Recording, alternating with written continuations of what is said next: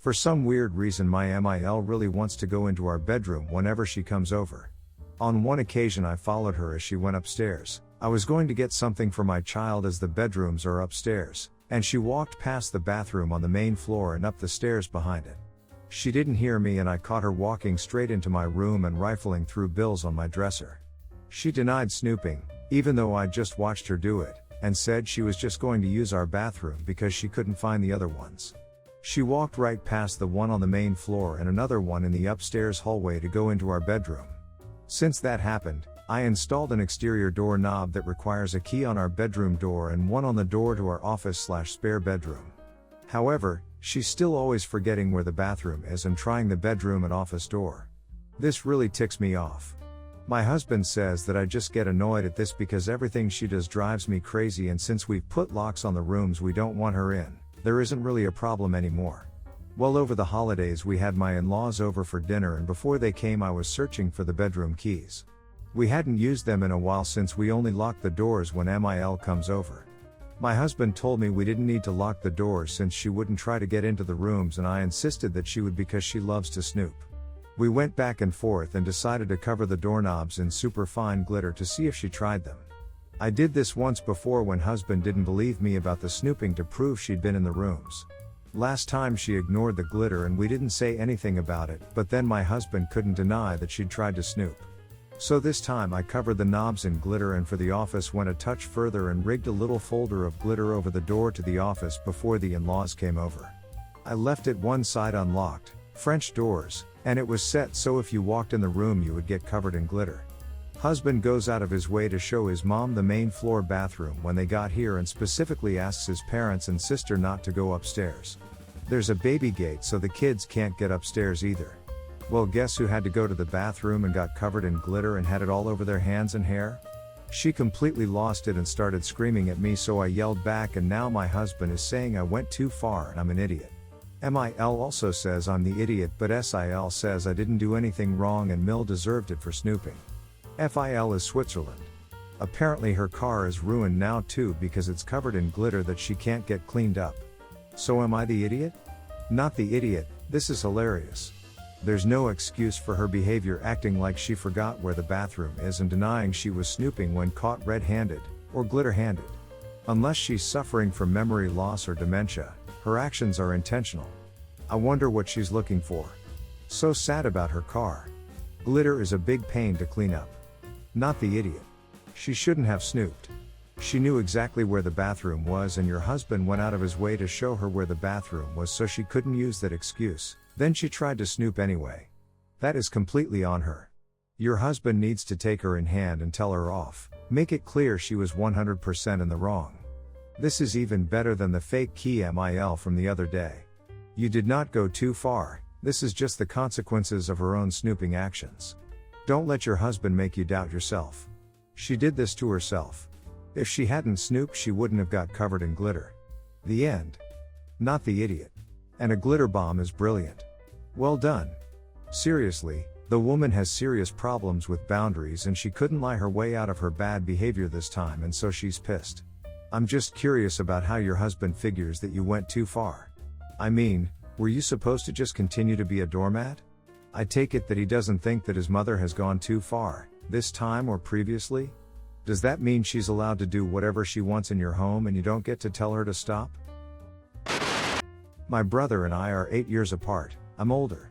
Since he was about 12 I have lived in another state. We aren't close, but we hang out a few times a year and it's easy and fun. I recently moved to the same city as he and my parents. I envisioned us getting closer, but it never really happened. He's the king of I'll call you tomorrow with zero follow-up. It hurts my feelings, but I've accepted it and take what I can get. He got married this past September. I was told that there was no wedding party because his wife's family is too big for her to make a choice and she didn't want to leave people out.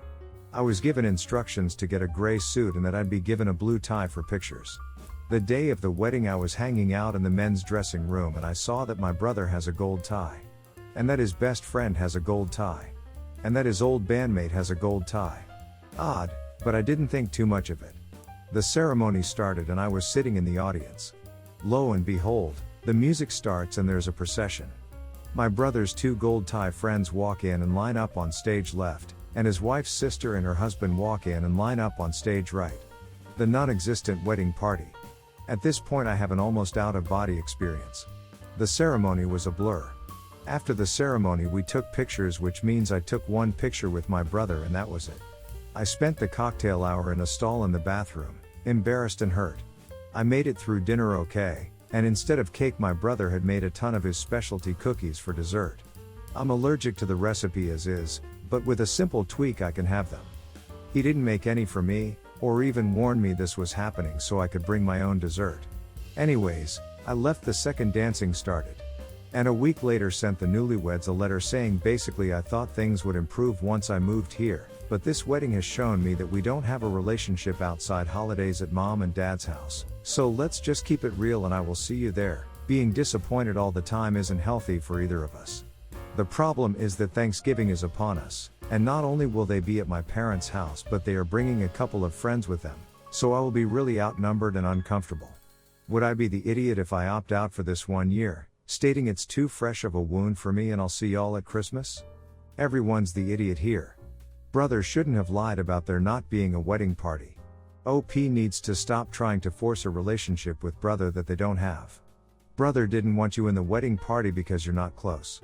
He didn't make you your own special cookies at his wedding because his wedding doesn't revolve around making sure you have a dessert. The letter to the newlyweds was pettiness overkill, but hopefully you mean it and you finally accept that you can't force a close relationship just because you want it.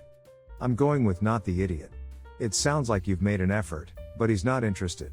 It's sad, but you can't force something that isn't there. Where it is really bad is that he deliberately lied to you and misled you about the wedding. And telling you what color suit and tie to wear just for photos is weird. Until you can accept he doesn't want the same kind of relationship with you as you'd like, then you need to do what you need to do. You were the adult when he was the child, and didn't make an effort to be close to him. You moved back recently and still weren't close. Of course he would want people he's close to in his wedding party, not a sibling with whom he has no relationship. I understand that we hurt, but that's no reason to make drama or take it out on him. You want to declare that you're wounded? That's foolish. You wanted to be close but now you want to cut him off? It sounds like you've never been willing to put in the work to have an actual relationship with your brother. And now you want to make it awkward for the rest of your family. This very much sounds like a case of you having a very fragile ego. I'm 22 and I'm the product of an affair. My dad is about 25 years older than my mom, so all three of my siblings from him are 17 plus years older than me. I didn't have a relationship with that side of the family for majority of my childhood, but my dad and grandparents often sent money, holiday cards, birthday gifts, etc. I'm a lot closer to them now and had good relationships with all of my siblings, nieces and nephews until this happened. I own a 1976 Corvette Stingray that was gifted to me by my maternal grandpa when I turned 17. I've built this car up from a roller and it's my most prized possession. I went out of town for 2 weeks for work and left my car in my paternal grandparents' garage. I don't like keeping it at my place when I'm away for long because I don't live in the best area. I've done this since my freshman year of college and there has never been any issue until now. When I got back in town, I immediately went to my grandparents' house to pick up my car and there was a big dent and a lot of paint missing off the side of my car. It looked like someone sideswiped my car. I asked them what happened and they were confused. When I showed them they were as shocked as I was. They told me that my nephew Kevin 25 had been messing around in the garage the previous weekend, but they didn't see him take the car at all. We checked their camera system and sure enough, he had taken my car. I tried to call Kevin but my number was blocked, so I called my brother and told him what Kevin did to my car. He said he'll ask him about it and recommended a body shop for the estimate and repair. When I got the estimate back, there was $3,700 in damages. I told my brother the estimate and he said that the estimate was ridiculous and that the damages weren't that bad. I told him either he or Kevin had to pay for it to get fixed or I'd be contacting the police. I gave him 3 days and he didn't pay me, so I filed a police report and gave them the videos of him taking my car. Kevin was arrested at work and my brother was pissed. He called me going off about how I ruined Kevin's life over a car and said some threats. My sisters and dad have been calling and texting me asking me to just put the family first and drop the charges, but I don't want to. Am I the idiot? Not the idiot, And if you were to file any sort of claim at all, you'd have to file a police report. To those asking you to put this aside, say take up a collection, put some skin in the game, get it covered, and I will.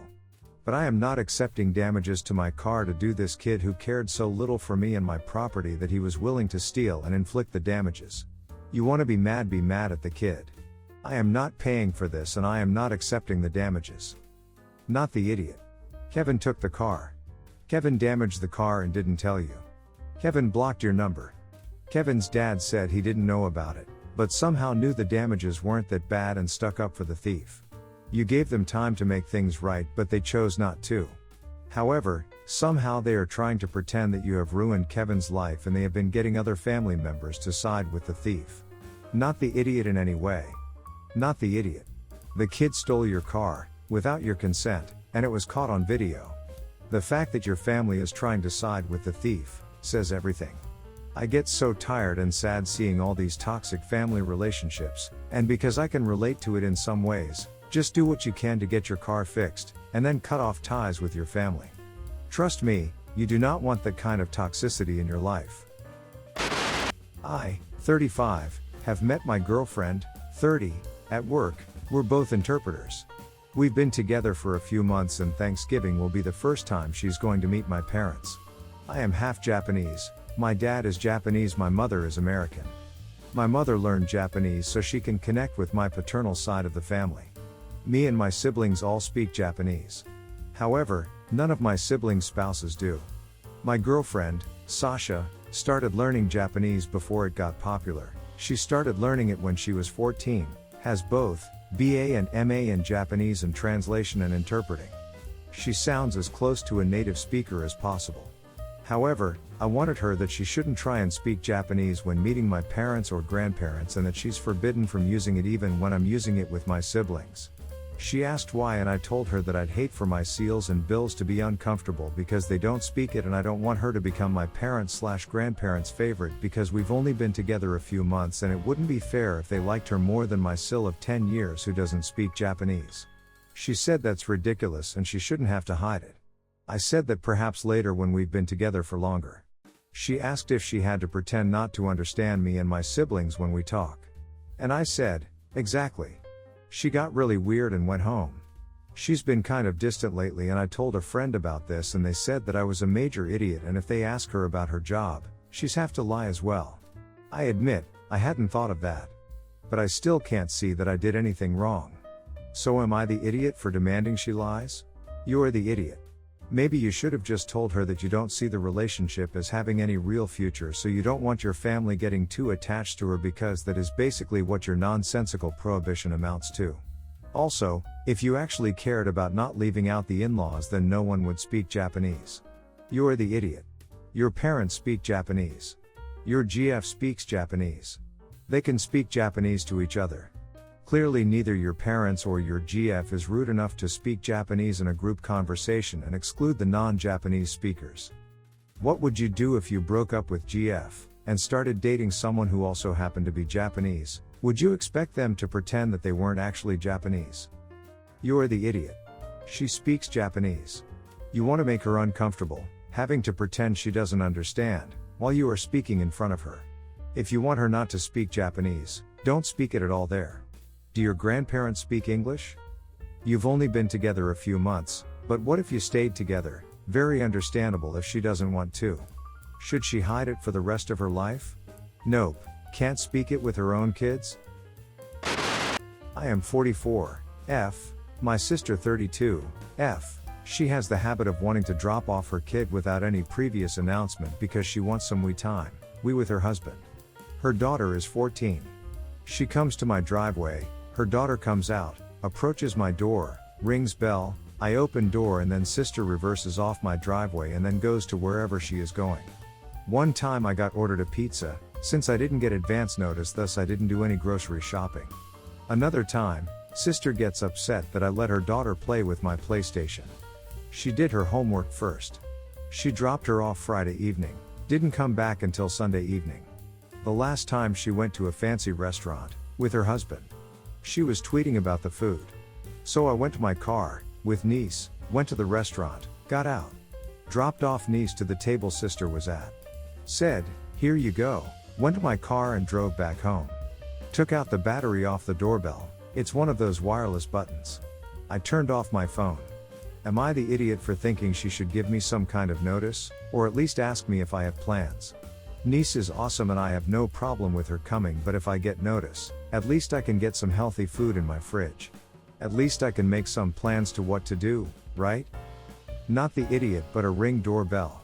Do not answer the door. Get the one you talk through in records. When niece rings the doorbell, text your sister telling her you're sorry but a friend picked you up and you're away for the weekend. She should have called text before she dropped by. Send the text, send the message through the speaker at the same time. Do this every time for a few months. Or just come out and tell her you are not her free on-demand babysitter. That you are no longer babysitting for her. She will need to make other arrangements. That you are tired of being used. Not the idiot, she needs to ask whether you're willing. She also needs to be respectful and grateful. Even when you don't have plans, she is not entitled to just dump her kid on you without notice or permission. Be firm, communicate your boundaries and stick to them. The gall to complain about PlayStation use when she should be begging you to forgive her and thanking you for being so generous and helpful. I would just stay up late with my nephew/niece eating junk food and playing video games every time. And if their parent complains, I will tell them to raise their own kids instead of dropping them on me to parent. Other than emergencies, if I don't get the respect and courtesy of a heads up, I am not going to be a parent to someone else's kid. I am going to be the fun uncle who only adds headaches for parents to sort out.